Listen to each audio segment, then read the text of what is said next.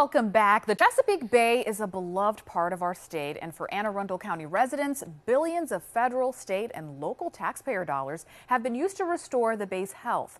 But a lot of people never get to enjoy those areas. That's because virtually all of the shoreline is privately owned.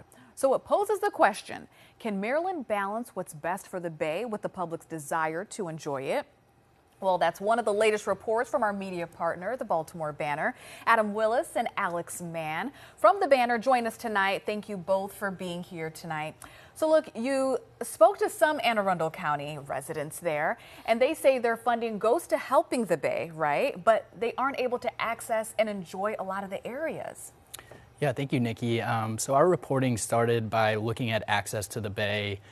It's estimated that 98% of the Chesapeake Bay shoreline is privately owned, and it's no different in Anne Arundel County. As an anecdote, there are 4 public swimming beaches in Anne Arundel County and about 78 private swimming beaches. Critics say that the county has not done enough to invest in the waterfront that it owns by failing to install parking and bathrooms at many parks along the waterfront.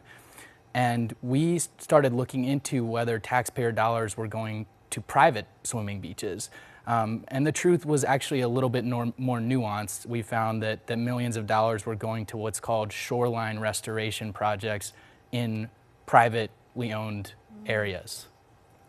And in thinking about that, there's kind of been this mixed reaction, obviously, from people who are living there. What was your takeaway from that? Sure. Well, so it was interesting to talk to both residents who have pushed for these projects, as well as the environmentalists who really support them.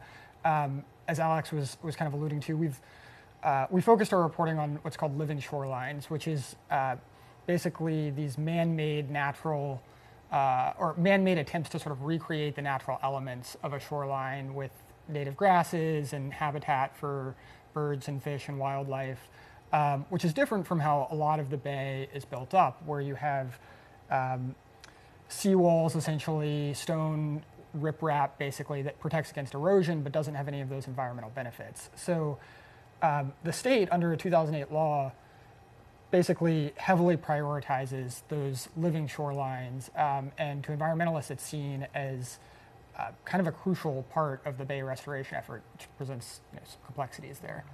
And one more thing. So without help from like nonprofits and local governments, you report most shoreline work that needs to be done to save the bay won't actually happen. Yeah, Nikki, so the environmentalists and the elected officials that we spoke to said that waterfront communities would opt for cheaper and less environmentally friendly protections against erosion if government funding was not available for natural shoreline restoration. Right. I mean, I think the central point that we kind of heard from the environmentalist side was that this work just wouldn't get done. You basically, by default, have to do this work on private land. But it does leave the state in kind of a quandary here where if to protect the bay, you have to do, or to save the bay, you have to do this sort of work, you end up giving millions of dollars to restore shoreline that most of us are never going to be able to see or touch. Yes, it seems like something that's frustrating kind of on both sides when looking at it like, from the top view. Adam, Alex, thank you so much for joining us this evening. And look, to learn more about this story and other independent reporting from our media partner, the Baltimore Banner, head to thebanner.com.